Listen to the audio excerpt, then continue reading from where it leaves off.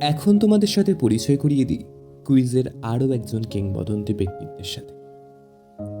কুইজে তার হাতে করি শৈশবে, তারপর সেখান থেকে একজন জনপ্রিয় কুইজ মাস্টার হয়ে ওঠা। কুইজের ব্যতি রেখে তিনি একজন জনপ্রিয় লেখকও বটেন। তাঁর লেখা সাম্প্রতিক বইয়ের নাম গডেস অফ ফিউরি। জাতীয় এবং আন্তর্জাতিক পত্রিকার সাথে তিনি সরাসরি যুক্ত এবং নিয়মিত লেখালেখি করেন। সেই কুইজ অন্তপ্রাণ সৌরভ রঞ্জন দত্তের মুখ থেকে আমরা কিছু কথা শুনিনি।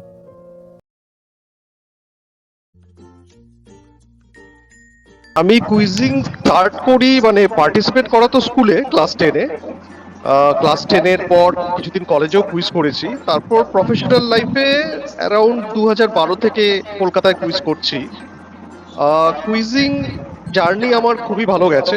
হ্যাঁ, কিছু ভালো এক্সপিরিয়েন্সেস হয়েছে, কিছু ব্যাড এক্সপিরিয়েন্সেস হয়েছে, বাট সত্যি কথা বলতে যদি ব্যালেন্স শিট করি তাহলে কুইজিং প্রচুর দিয়েছে আমাকে।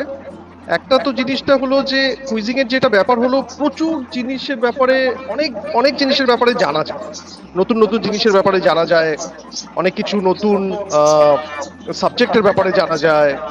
অ্যাজ এ কোয়েশ্চেন সেটার আমি অনেকগুলো প্ল্যাটফর্মের জন্য কোয়েশ্চেন করেছি, খালি লাইভ কুইজের জন্যই নয়। আমি কন Banega কারোরপতি, NDTV, take grand master, বিভিন্ন কুইজিং অ্যাপস, প্রচুর প্ল্যাটফর্মের জন্য কুইজ সেট করেছি।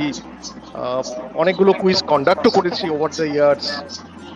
তো আমার কুইজিং জার্নি বলতে গেলে খুব এনরিচিং হয়েছে, খুবই এনরিচিং বলতে গেলে। এবং সত্যি কথা বলতে এই তোমরা বলো বা বাকিরা বলো, প্রচুর ভালো বন্ধু দিয়েছে কুইজিং আমাকে, প্রচুর ভালো বন্ধু দিয়েছে।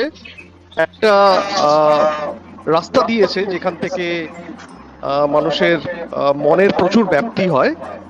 সত্যি কথা বলতে এই অল্প শব্দতে বলাটা খুব ডিফিকাল্ট যে আমাকে কুইজিং কি দিয়েছে, এবং অনেক কিছু দিয়েছে, বাট যেটা সবচেয়ে ইম্পর্টেন্ট মানুষের লাইফে, সেটা হলো নলেজ দিয়েছে, একটা রাস্তা দিয়েছে।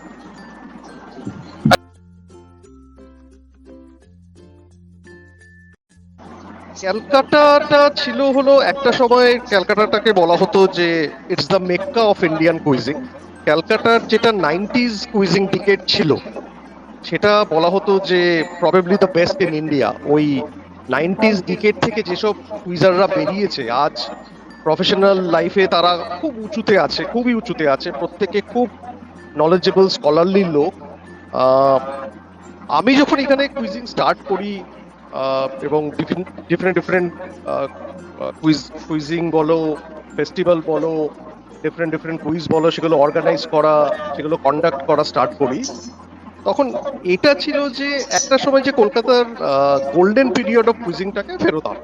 এটা ছিল বেসিক মোটিভটা, যে যেই জিনিসটা, যেই এটা বলা হতো যে Calcutta is the cuisine Mecca of India, সেটাকে আবার ফেরত আনার জন্যই এত কিছু ইনিশিয়েটিভ করা, প্রথম বেসিক জিনিসটা। এখন যেটা হয়েছে যে সামহাও কুইজিং এর যেটা এমফ্যাসিসটা যেটা বেশি এখন, সত্যি কথা বলতে চেন্নাই আর ব্যাঙ্গালোরের দিকে চলে গেছে। ইনফ্যাক্ট আমার পার্সোনাল মত যে এই মোমেন্টে Chennai is the probably is the cuisine capital of India. আমি জানি না, সেটা হয়তো আমার মত পার্সোনালি। এবং ব্যাঙ্গালোরটাও একটা বিশাল বড় কুইজিং সেন্টার, যেখানে খুব কুইজিং থ্রাইভ করছে। মুম্বাইটা, যেটা সবচেয়ে লাস্ট 5 ইয়ার্স আমি বলবো, Mumbai as a cuisine centre এখন প্রচন্ড বড় হয়ে গেছে। ইনফ্যাক্ট আমার মনে হয় নেক্সট 5-10 ইয়ার্স মুম্বাই, চেন্নাইয়ের পর মুম্বাই মোস্ট পসিবলি হয়তো ডমিনেট করবে। তো আমাদের যেটা বেসিক এম ছিল, যে সেটা হলো এত কিছু ইনিশিয়েটিভ করে to bring back the golden days of Kolkata cuisine. Good experiences যেটা হলো যে আমি প্রচুর ভালো লোকের লোকের সঙ্গে বন্ধুত্ব হয়েছে। এই তোমরাই বলো, একটা ইয়াং গ্রুপ কুইজিং নিয়ে এত ভালো কাজ করছো, প্রচুর ক্লাবের সঙ্গে আমার কন্ট্যাক্ট হয়েছে ওই সময়টা, প্রচুর ভালো ভালো লোকের সঙ্গে কন্ট্যাক্ট হয়েছে, সবাই খুব স্কলারলি, সবাই খুব পড়াশোনা করে। তো জার্নিটা সত্যি কথা বলতে, হ্যাঁ, there have been bad experiences, of course লাইফে সবসময় গুড অ্যান্ড ব্যাড এক্সপিরিয়েন্সেস হতে থাকে, বাট আমি যদি ওভারঅল একটা সামারি বানাই, আমি সত্যি কথা বলতে গেলে it has always been enriching to me, quizzing has always been enriching to me.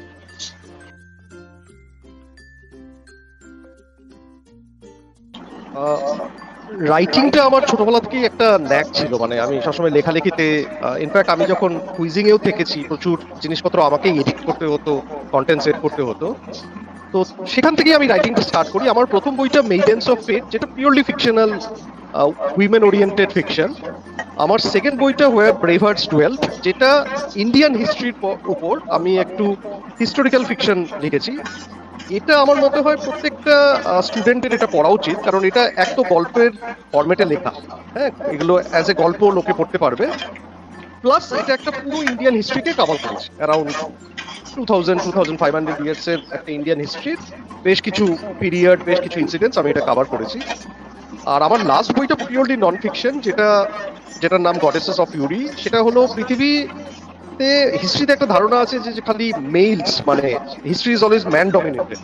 সেই ধারণাটাকে ভাঙার জন্যই যে বিখ্যাত সব রানীরা ছিল, কুইন্সরা ছিল, যারা এত ইম্প্যাক্ট এনেছে, যারা এত ওয়ারিয়ার ক্লাসের ছিল, তাদের বায়োগ্রাফি নিয়ে এই বইটা লাস্ট, যেটা নন ফিকশন বই লিখেছি।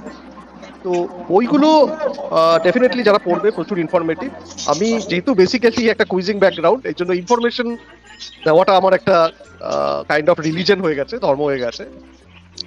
তো বইগুলো আমি এমন ভাবে লিখেছি যাতে এই গডেসেস অফ ফিউরিটা হয়তো বায়োগ্রাফি অফ কুইন্স হতে পারে, বাট এটা পড়লে মোটামুটি 3-4 হাজার বছরের ওয়ার্ল্ড হিস্ট্রিটাও জানা যাবে, একদম প্রথম থেকে নিয়ে শেষ অবধি সেটাও জানা যাবে একদম ডেফিনেটলি। হ্যাঁ, হয়তো একটা বইয়ের মধ্যে অনেক কিছু কভার করা যায় না, বাট আমি চেষ্টা করেছি যতটা ইনফরমেশন পাস করার।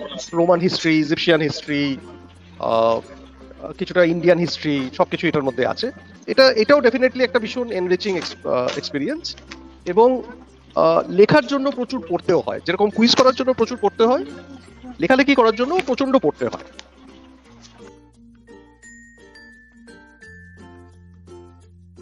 হ্যাঁ, কুইজিং প্রচুর ইভলভ করেছে, কুইজিং ওভার দ্য ইয়ার্স প্রচুর ইভলভ করেছে।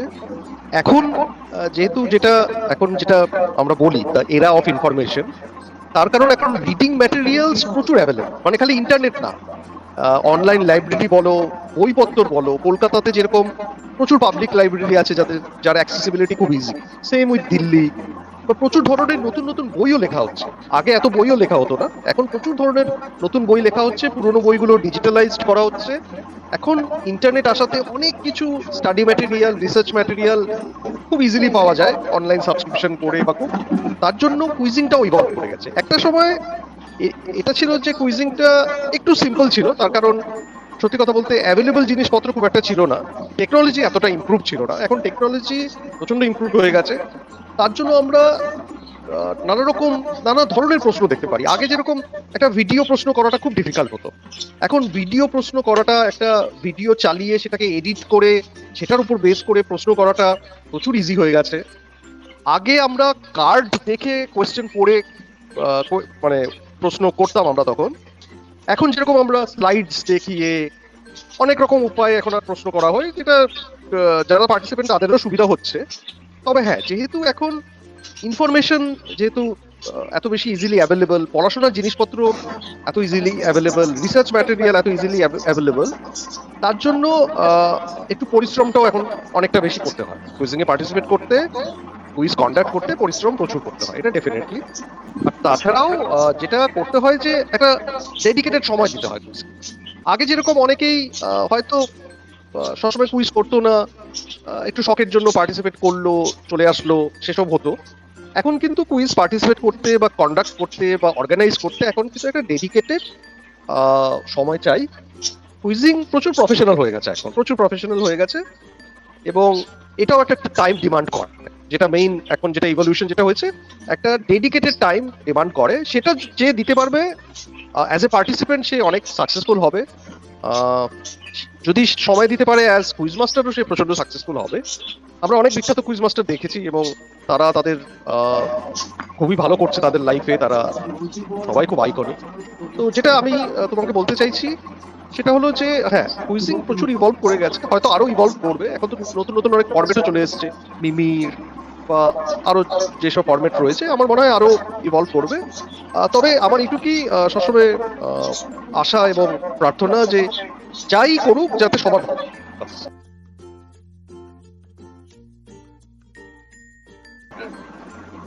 আমি এইটুকুই বলবো যে একটা সময় যদি কুইজিং এর ইতিহাস লেখা হয় তাহলে কুইনাইনের কন্ট্রিবিউশন খুব বড় থাকবে। কুইনাইন কুইজিং নিয়ে প্রচুর কাজ করছে, প্রচুর বাচ্চাদের নিয়ে কাজ করেছে, করছে। খুবই ভালো ইনিশিয়েটিভস গুলো কুইনাইন নেয়, আমি নিজে অনেকবার অ্যাটেন্ড করেছি। আর আমার যেটা সাজেশন নেক্সট ডিকেডকে, তোমরা যারা ছোট ভাই বোনেরা একটা জিনিস সবসময় মনে রাখবে, যাই করবে সেটাতে যাতে নিজের ভালো হয় এবং পরের ভালো হয়। কম্পিটিশন ব্যাপারটা কিন্তু খুব ভালো জিনিস, কিন্তু হেলদি কম্পিটিশনটা খুব ভালো, ক্রিয়েটিভ কম্পিটিশন খুব ভালো। কম্পিটিশন কিন্তু এনিমিটি নয়, মানে যেহেতু তুমি কারোর সঙ্গে কম্পিট করছো তার মানে যে তাকে ডিসলাইক করতে হবে, তাকে হেট করতে হবে, এটা কিন্তু একদম নয়। কম্পিটিশন যাতে দুজনকেই এনরিচ করে, তোমাকে যদি এনরিচ করে, তোমার যদি মনে হয় যে পাশের জন যে সে যদি আরো আরো ভালো করে তাতে তোমারও লাভ হবে, সেই ধারণাটা যাতে সবসময় মনের মধ্যে থাকে। এনিমিটি, হেট্রেড, এইসব জিনিস কিন্তু যাতে না আসে মনের মধ্যে যখন তোমরা কম্পিট করছো। একটা জিনিস মনে রাখবে, নলেজ কিন্তু সবসময় লোককে ব্রড মাইন্ডেড করা উচিত, কোনো সময় ন্যারো মাইন্ডেড কিন্তু করা উচিত। নলেজের কাজই হলো ব্রড মাইন্ডেড। তোমরা যদি কুইজ পার্টিসিপেট করো, জিততে পারো ভালো, যদি না জিততে পারো তাতেও একদম ডিসঅ্যাপয়েন্টেড ডিসহার্টেন্ড হবে না। সবসময় মনে রাখবে as a human, as a person, যাতে সবকিছু তোমাকে এনরিচ করছে, যাতে তোমার গ্রোথ হচ্ছে। আর গ্রোথ হওয়ার জন্য তোমাকে কিন্তু সবসময় মনটা খোলা রাখতে হবে। আমার এইটুকুই সাজেশন। থ্যাংক ইউ, ধন্যবাদ।